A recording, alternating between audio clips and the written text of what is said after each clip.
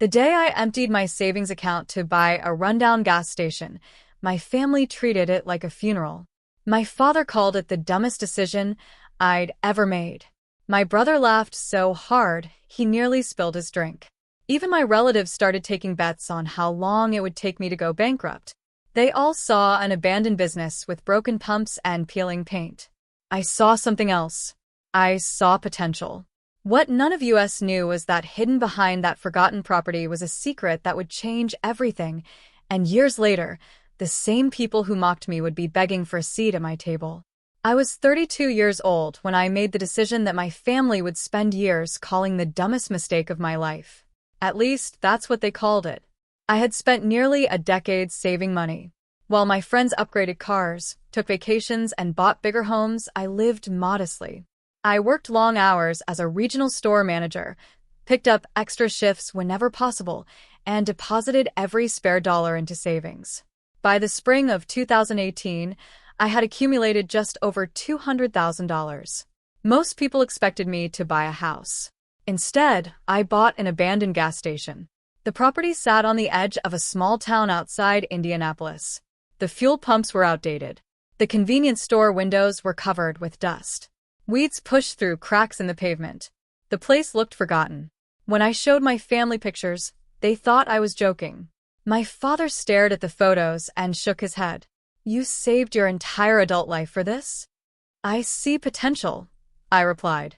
"You see a disaster," my brother Jason interrupted. "Actually, worse than a disaster. You see a money pit." The room erupted with laughter. My aunt asked whether I had hired an inspector. My cousin wanted to know how soon I expected bankruptcy. Even my mother, usually supportive, looked worried. For weeks they tried changing my mind. Every family dinner turned into an intervention. Dad insisted I invest in something safer. Jason repeatedly called the station the world's most expensive bad decision. The more they criticized me, the more determined I became. Something about the property felt different. I couldn't explain it logically. I just believed it could become something valuable. On a rainy Thursday morning, I sat inside a lawyer's office and signed the purchase contract. Every dollar I had worked for disappeared from my savings account that day. When I told my family the deal was complete, nobody congratulated me. Jason laughed. Dad rubbed his forehead. Then my brother delivered the line everyone remembered. "Congratulations," he said. "You've officially become the hopeless failure of the family." I smiled and took the keys anyway. The first week nearly broke me. The moment the keys were in my hand, reality arrived like a freight train. The abandoned gas station looked rough when I bought it, but once I started working inside it, I realized the problems ran much deeper than appearances. The first fuel pump inspection failed immediately. 3 of the 6 pumps were completely unusable. 2 more required expensive repairs. Only 1 could legally operate. That wasn't even the worst news. 2 days later, a contractor discovered severe water damage beneath part of the convenience store roof. The estimate landed on my desk the following morning. $21,000. I stared at the number for several minutes. I had owned the property for less than a week. By the end of the second week, electricians uncovered outdated wiring that failed multiple safety requirements. Another bill. Another delay.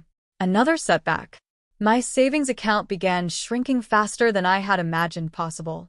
Every morning I arrived before sunrise. Every evening I left long after dark. I hauled trash, scrubbed floors, painted walls, replaced shelving, and learned more about fuel systems than I ever thought possible. The work was exhausting. The uncertainty was worse. Meanwhile, my family continued providing commentary. Jason texted almost daily. "How's the millionaire gas station owner doing? Made your fortune yet? Need a ride to bankruptcy court?" My father wasn't quite as harsh, but he wasn't encouraging either. Every conversation ended with some version of, "You can still sell before things get worse." Even a few friends started asking careful questions. Questions that sounded suspiciously like concern. Questions that made me wonder whether everyone else was seeing something I wasn't. One night, after paying another unexpected repair bill, I sat alone inside the empty convenience store. The lights buzzed softly overhead. The shelves were mostly bare. Outside, rain tapped against the windows. For the first time since buying the property, doubt crept into my mind. Maybe they were right. Maybe I had gambled away everything I'd worked for. Then the next morning brought another surprise. A contractor called before sunrise. His voice sounded serious. "We found something else," he said. "And, honestly, you're going to want to see this yourself." My stomach dropped immediately. The contractor was waiting when I arrived. He stood beside the old storage room behind the convenience store, holding a flashlight and wearing the same puzzled expression I'd heard in his voice that morning. "What did you find?" I asked. "Honestly, I'm not sure yet," he replied. "But this doesn't look like ordinary junk." The storage room had been buried beneath decades of clutter. Broken shelving, rusted equipment, stacks of damaged boxes. As part of the renovation, we had started clearing everything out. Near the back wall, hidden behind several metal cabinets, workers had uncovered a sealed section of the room. The contractor shined his flashlight toward it. Inside were dozens of dusty boxes. Most were labeled with dates from the 1970s and 1980s. Curiosity immediately replaced my anxiety. For the next several hours, I opened box after box. What I found wasn't money. It wasn't treasure, but it was something unexpected. The boxes contained business records. Thousands of pages. Old sales reports. Customer surveys. Photographs. Local newspaper clippings. Advertising materials. The forgotten history of the gas station. As I sorted through everything, a surprising picture emerged. The property hadn't always been a struggling roadside station. 40 years earlier, it had been one of the busiest stops in the county. Travelers regularly filled the parking lot. Families stopped there during road trips. Truck drivers used it as a gathering point. One newspaper article even described it as a local landmark. The discovery fascinated me. That evening, I carried several boxes home and continued reading. Buried inside one folder, I found documents mentioning a transportation proposal from decades ago. At first, the references seemed unimportant, but the same location appeared repeatedly. Highway expansion, traffic studies, future interchange plans. The reports were old, but something caught my attention. The proposed route was remarkably close to my property. The next day, I visited the county records office. I wanted answers. A clerk helped me access public planning documents. Within minutes, my heart started beating faster. The transportation project hadn't disappeared. It had simply been delayed for years. And according to the newest records, construction approval had finally moved forward. Suddenly, that abandoned gas station looked very different. For the first time since signing the contract, I felt something stronger than hope. I felt excitement. For the next several days, I couldn't stop thinking about those county records. Every spare moment was spent researching. I downloaded planning documents, reviewed public meeting notes, and studied traffic projections until late at night. The more I learned, the more convinced I became that the gas station's location was far more valuable than anyone realized. The state had officially approved a major highway interchange less than 2 miles from my property. Construction wasn't scheduled to finish immediately, but the project was moving forward. Once completed, thousands of additional vehicles would pass through the area every day. More traffic meant more customers. More customers meant more business. It wasn't a guarantee of success, but it was an opportunity. The kind of opportunity most people never noticed until it was too late. I decided to keep my discovery quiet. There was no benefit in announcing it. Instead, I focused on rebuilding the station. Meanwhile, my family remained convinced I was making a terrible mistake. At Sunday dinner, my father asked how much money I had lost so far.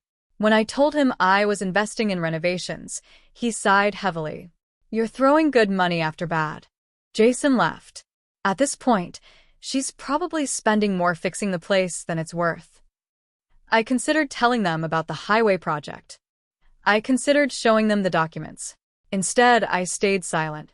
Experience had already taught me that people rarely believe something before they can see it themselves. Weeks passed.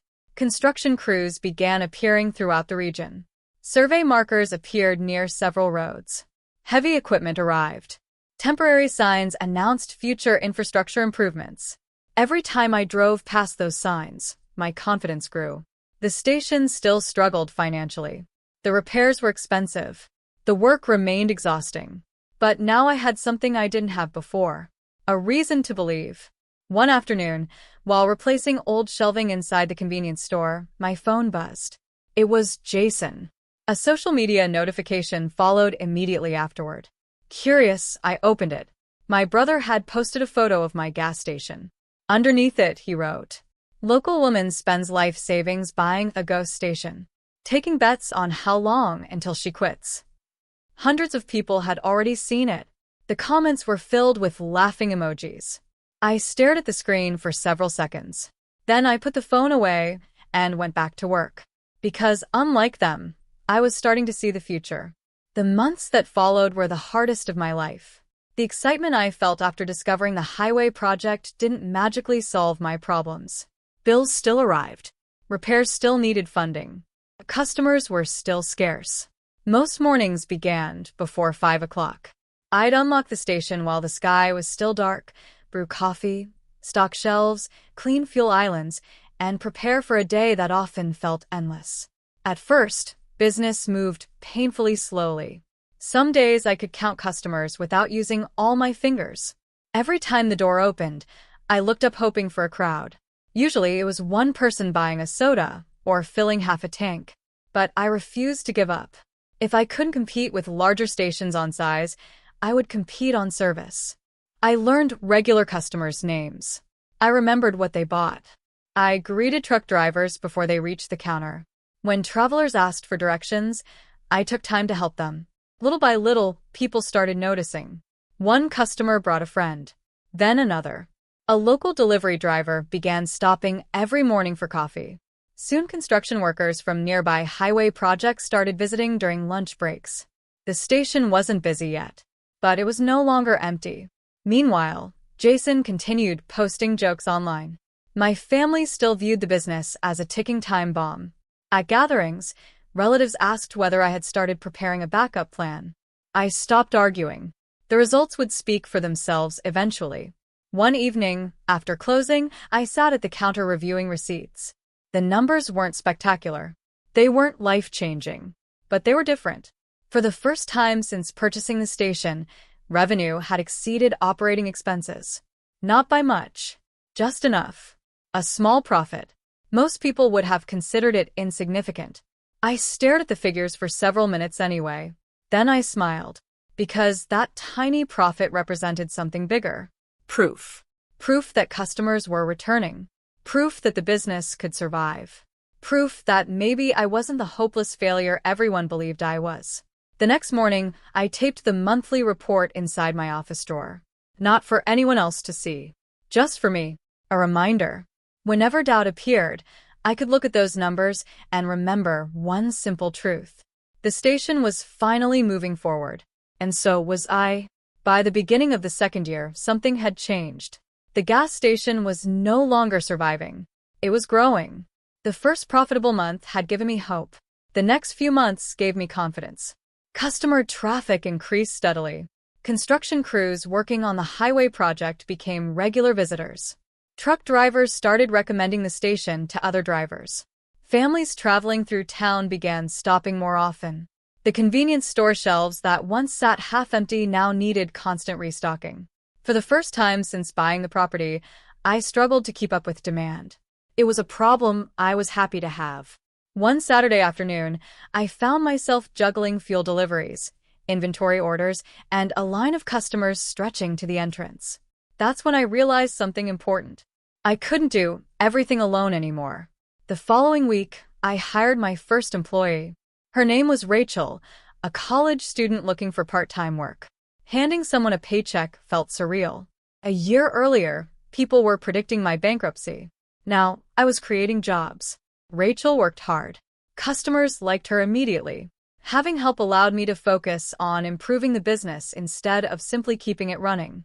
I upgraded the coffee machines, added fresh snacks, improved lighting throughout the store, repainted the exterior. Every extra dollar went directly back into the station. The improvements worked. Online reviews started appearing. Customers praised the clean facilities. They complimented the friendly service. Several reviews specifically mentioned how different the station felt compared to competitors nearby. Meanwhile, my family remained skeptical. During a birthday dinner, Jason rolled his eyes when someone mentioned my business. "She's having a lucky streak," he said. "Give it time." Nobody laughed quite as hard as before. That was new. People were beginning to notice the results. Even my father seemed less certain. He still questioned my decisions, but the confidence behind his criticism had faded. The station kept improving. Sales continued climbing. Then, during a monthly financial review, I noticed something remarkable. Revenue had increased for 6 consecutive months. Not dramatically. Consistently. Sustainably. As I studied the numbers, another idea began forming. Customers were staying longer. Many asked for better food options and quality coffee. The demand was obvious. The station had survived. Now it was time to become something bigger. The idea started with coffee. Not fancy coffee. Not the kind served in trendy city cafes. Just good coffee. The kind travelers actually wanted when they stopped during a long drive. For months, customers had been asking the same question. "Do you sell breakfast sandwiches? Any fresh pastries? Got anything besides chips and candy?" Eventually, I stopped hearing those questions as requests. I started hearing them as opportunities. I spent weeks researching suppliers, equipment costs, and food safety requirements. Every dollar mattered. I couldn't afford expensive mistakes. Finally, I converted a section of the convenience store into a small food and coffee area. The renovation wasn't glamorous. I painted walls myself, assembled furniture after closing hours, installed shelving with Rachel's help on weekends. When everything was finished, we launched quietly. No grand opening. No advertisements. Just fresh coffee, breakfast sandwiches, pastries, and a cleaner, more welcoming store. The response surprised even me. Customers loved it. Construction workers began arriving before sunrise. Travelers stopped specifically for breakfast. Local residents who had never visited the station before started showing up regularly. Sales climbed faster than I expected. By summer, mornings became the busiest part of the day. Rachel was no longer enough help. I hired a second employee, then a third. For the first time, I wasn't thinking about survival. I was thinking about growth. The station itself looked completely different now.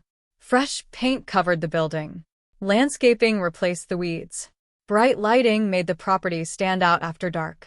Customers often commented that they barely recognized the place. Neither did I. One afternoon, a family stopped on their way through town. As they paid for snacks and fuel, the father smiled. "You know," he said, "we actually plan our trips around stopping here now." That single comment meant more to me than he probably realized, because it confirmed what the numbers were already showing. People weren't just visiting. They were coming back. Month after month, revenue continued rising. The highway construction brought more traffic. Positive online reviews attracted new customers. Word of mouth spread faster than any advertisement I could have purchased. Then, at the end of the third quarter, I opened the financial report and stared at the final number. It was the highest revenue quarter in the station's history, higher than any year recorded in the old documents I discovered. I sat quietly in my office, smiling. For the first time, success felt real. The station wasn't just surviving anymore. It was becoming a destination. Success has a way of changing people, especially the people who once doubted you. About 3 years after I bought the gas station, the shift became impossible to ignore. It started with small things. Relatives who hadn't called in months suddenly wanted to catch up. Family members who used to joke about my business disaster began asking detailed questions about revenue and expansion. Even the tone of conversations changed. The laughter was gone. The criticism had disappeared. In its place was curiosity. Then came admiration. At least, that's what they wanted me to believe. One Sunday afternoon, I arrived at my parents' house for a family barbecue. The moment I stepped into the backyard, I noticed something different. People were talking about me. Not behind my back. To my face.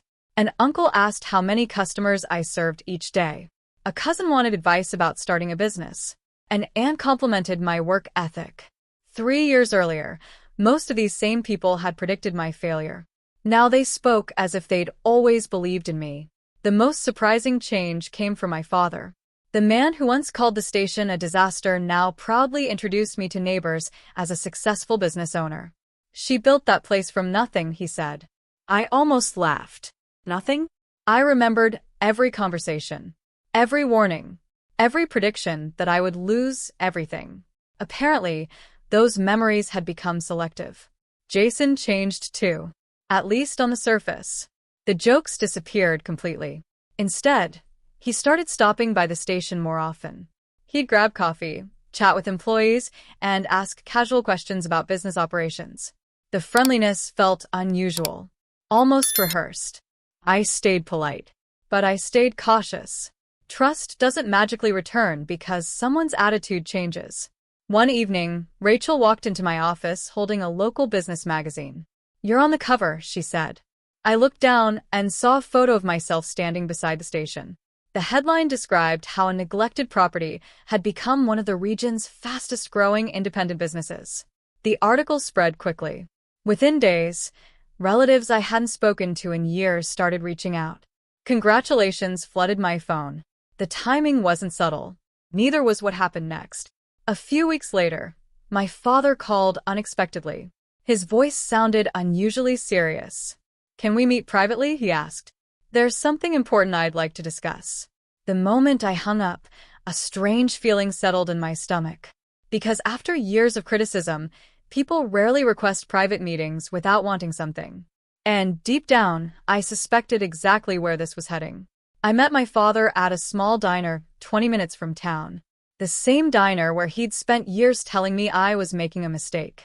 When I arrived, he was already sitting in a booth, coffee in front of him. For a few minutes, we talked about ordinary things. The weather, the town, business in general. Then he leaned forward. "Your station has become something special," he said. "Thank you. I always knew you were hardworking." I nearly smiled at that. The statement wasn't true, and we both knew it, but I let it pass.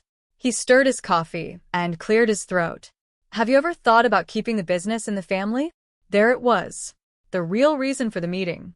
"What do you mean?" I asked. "Well, eventually you'll need help managing growth. Maybe Jason could become involved." I stared at him.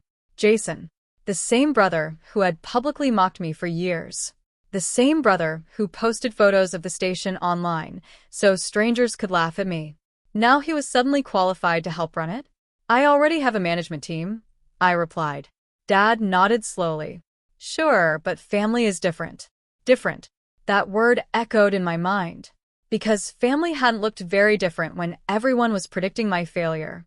The conversation ended politely, but the requests didn't stop. Over the next several weeks, more relatives approached me. One cousin wanted to invest. An uncle suggested a partnership. An aunt asked whether her son could receive a management position. Everyone suddenly had ideas about what should happen with my business. Very few mentioned the years of criticism that came before. One afternoon, Jason visited the station.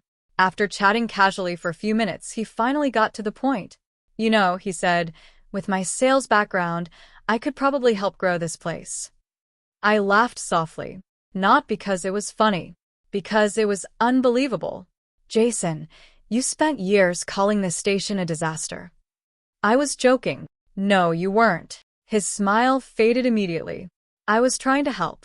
I looked at him carefully. For the first time, I realized something important. None of them wanted to share the struggle. They wanted to share the success. And those are very different things. When I politely refused every proposal, the reactions changed fast. The smiles disappeared. The disappointment became resentment. Then one evening, Jason sent a message that crossed a line. According to him, I'd become selfish. And that accusation was only the beginning. Jason's message arrived just before midnight. I was finishing paperwork in my office when my phone buzzed. At first, I assumed it was another routine family text. It wasn't. The message was 3 paragraphs long. According to Jason, my success had changed me. He claimed I'd become arrogant, ungrateful, selfish. The part that bothered me most wasn't the accusation itself. It was the revision of history. He wrote as if our family had always supported me.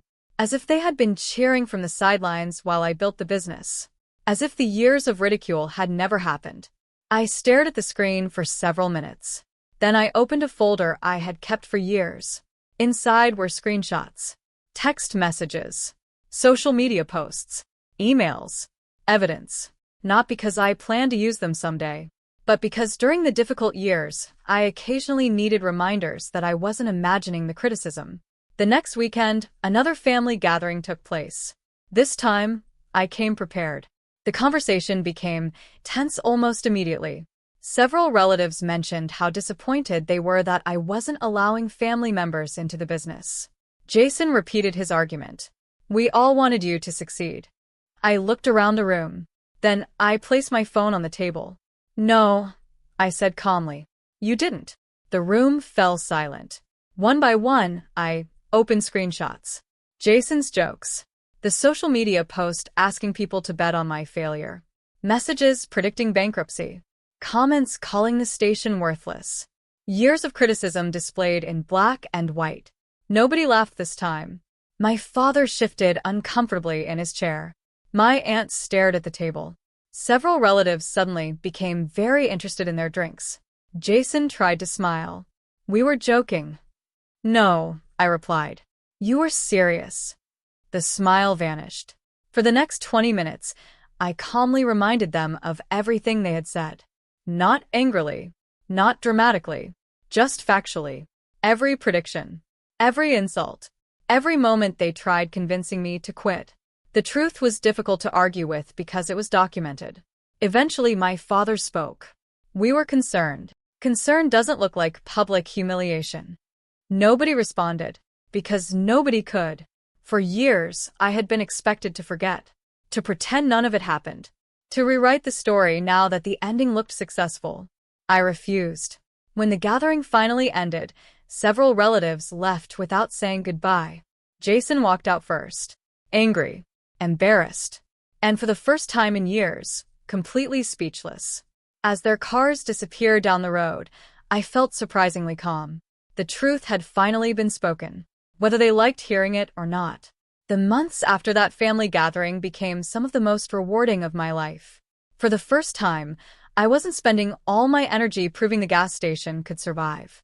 Now I was focused on what it could become. Business continued growing steadily. Customer traffic increased every quarter. The highway interchange finally opened, bringing exactly the surge of travelers the planning documents had predicted years earlier. Some days, the parking lot was so busy that finding an open fuel pump became difficult. The station had transformed into a destination. Then something unexpected happened. A reporter from a regional newspaper contacted me. She said several local business owners had recommended my story. At first, I almost declined the interview. I was used to working behind the scenes, not being featured in newspapers. Eventually, I agreed. A week later, the article was published.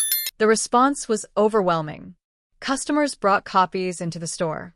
Neighbors stopped me in town. People I had never met congratulated me. The story wasn't really about gas stations. It was about persistence, about believing in an opportunity when nobody else could see it. That message seemed to resonate with people. Meanwhile, the business itself kept expanding. The food section grew. Coffee sales reached record levels. We added additional seating and improved outdoor areas for travelers. Rachel had become my operations manager. The employee who once worked part-time was now helping lead an entire team. Watching that growth made me proud. Not just because the business was succeeding, because we were creating opportunities for other people too. Then, one afternoon, I received a phone call from a commercial real estate broker.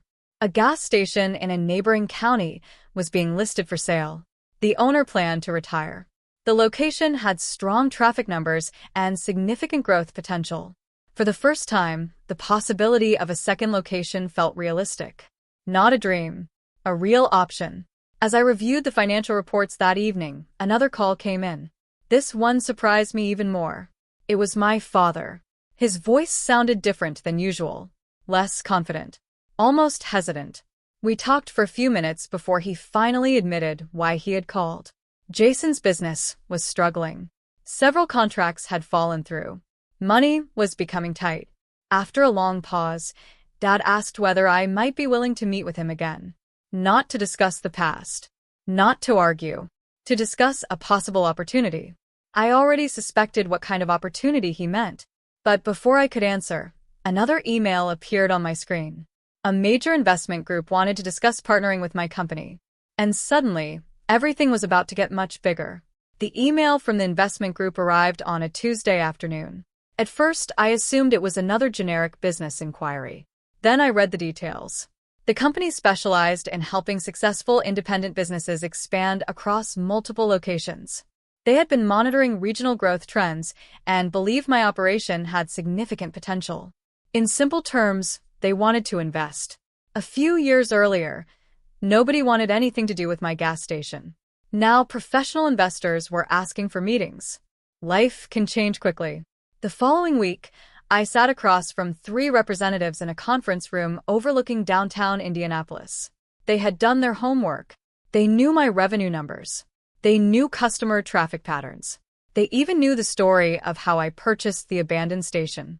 By the end of the meeting, they presented an offer. The investment would provide enough capital to acquire additional locations and accelerate growth. The proposal was attractive. Very attractive. But there was a catch. They wanted significant control over future decisions. That part bothered me. For years, every major choice had been mine. Every risk, every setback, every improvement. Giving away control felt wrong. That night, I sat alone in my office long after closing. The station was quiet. Outside, headlights moved steadily through the parking lot. I thought about the first day I had unlocked the doors, the broken pumps, the leaking roof, the empty shelves. Back then, nobody believed in the business except me. I wasn't about to surrender the vision now. Over the next 2 weeks, I negotiated carefully. Eventually, we reached a different agreement. The investment group would provide growth capital. I would retain operational control. The partnership would help expansion without sacrificing independence. When the final documents were signed, everything changed. The company's valuation increased dramatically. Plans for additional locations moved forward. New employees were hired. Community leaders welcomed the investment because it meant more jobs and economic growth. The announcement received attention throughout the region. Local newspapers covered the story. Business organizations invited me to speak about entrepreneurship. Even people who had once doubted me began treating the success as permanent, including my family. The difference was obvious. Nobody talked about failure anymore. Nobody joked about bankruptcy. The gas station had become a company, and the company was becoming something much larger than I had ever imagined. A few days after the public announcement, my father called again. This time, his voice carried something I hadn't heard before: regret. And for the first time, I wondered whether some old wounds might finally be ready to heal. A few days after the investment announcement, I agreed to meet my father. We chose the same diner where he had once suggested bringing Jason into the business. The irony wasn't lost on either of us. When I arrived, he looked older than I remembered. Not dramatically older, just tired. For a while, we talked about ordinary things: the weather, the town, the new highway traffic. Eventually, he set down his coffee cup and looked directly at me. "I owe you an apology." The words hung in the air. My father wasn't a man who apologized often. "I should have believed in you," he continued. "I thought I was protecting you. Instead, I spent years tearing down something you were trying to build." For a moment, neither of us spoke. Then I nodded. "I appreciate that." The apology didn't erase the past, but it mattered, because it was honest. Unlike before, he wasn't pretending the criticism never happened. He was acknowledging it. That made all the difference. Jason took longer. Months passed before he finally called. When we met, he looked uncomfortable from the moment he sat down. His business problems had continued. Several opportunities had fallen apart. The confidence he once carried so easily seemed gone. "I was wrong," he said eventually. "I waited. I thought the station would fail. I laughed because I couldn't understand why you'd risk everything." He shook his head. "Then you proved everyone wrong." For the first time in years, there was no sarcasm in his voice. No jokes. No excuses. Just honesty. I respected that. But honesty doesn't automatically rebuild trust. That takes time.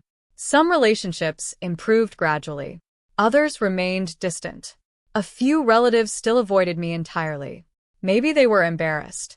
Maybe they were uncomfortable with being reminded of their behavior. Either way, I stopped worrying about it. The truth was simple. Everyone makes choices. And eventually, those choices create consequences. My family had chosen criticism when support was needed. Now they had to live with that history. I wasn't interested in revenge. I wasn't interested in making anyone suffer. I was interested in moving forward. The business continued growing. The company continued expanding. And for the first time in years, family conversations felt less like battles. Then, near the end of summer, an invitation arrived. A large family reunion was being organized. Nearly everyone planned to attend, including relatives I hadn't seen in years. As I read the invitation, I couldn't help smiling, because something told me this gathering was going to be very different from the ones that came before. The family reunion took place on a warm Saturday afternoon at a large community center outside town. Nearly everyone was there. Aunts, uncles, cousins, people I hadn't seen in years. As I walked through the entrance, conversations paused briefly. Not in an awkward way, in a curious way. The same relatives who once questioned every decision I made now greeted me with smiles and handshakes. It felt strange. Not because the attention bothered me, because I remembered a time when most of those same people expected me to fail. I spent the first hour catching up with relatives and listening to stories about children, careers, and life changes. The atmosphere was relaxed, comfortable, different from previous gatherings. There was less judgment, less tension, more respect. At one point, I stepped outside for some fresh air. A few minutes later, Jason joined me. For a while, neither of us spoke. Then he laughed softly. You know, I really was an idiot. I looked at him. He shook his head. No, seriously. I spent years making fun of that station.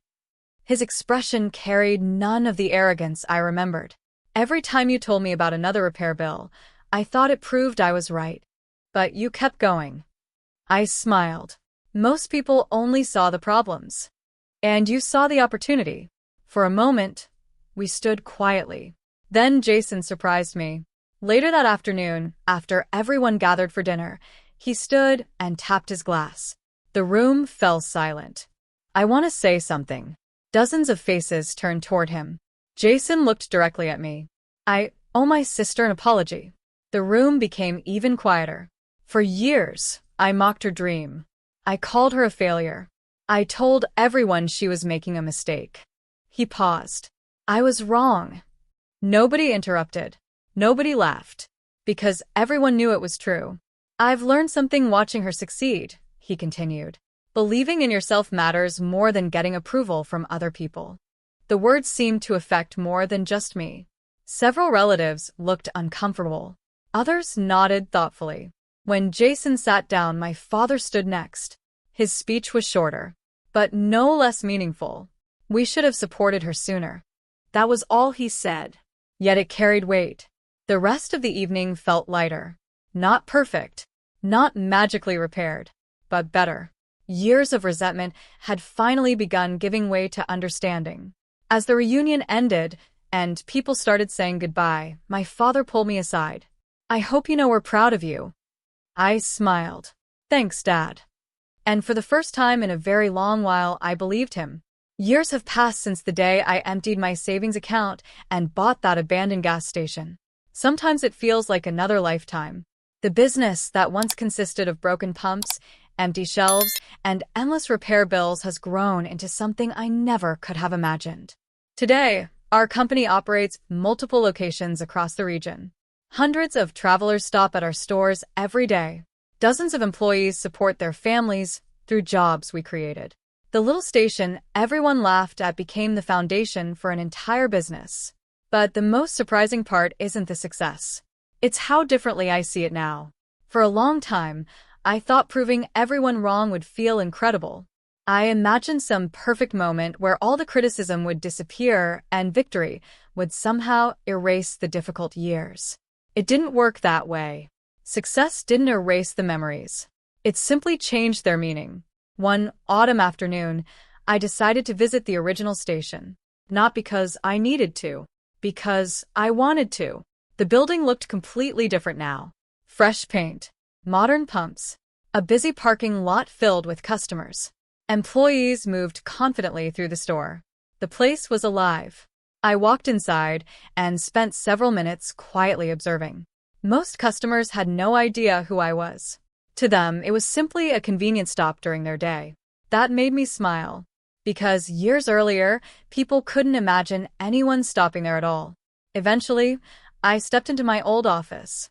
The room had been updated several times, but one thing remained exactly where I left it. Inside the bottom drawer was a worn financial report. My first profitable month. The same report I had taped there years ago. I unfolded the paper carefully. The numbers were tiny compared to what the company earns now. Yet they felt more important than any financial statement that followed. Because that report represented belief. The moment I stopped wondering whether the station could survive and started believing it would. As I sat there, my phone buzzed. A message from my father. Proud of you. Always have been. I smiled. Maybe that wasn't completely true, but it didn't matter anymore.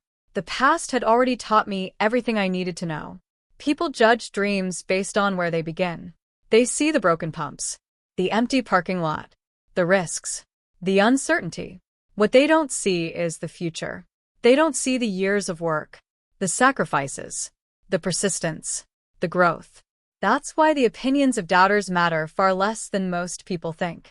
Because the people laughing at your dream are usually judging the first chapter, not the ending. I folded the old report, returned it to the drawer, and looked around the station one last time. Then I locked the office and walked outside. The sun was setting behind the fuel pumps that had once seemed impossible to save. And as I watched customers come and go, I realized something simple. The greatest reward was never proving them wrong. It was proving myself right.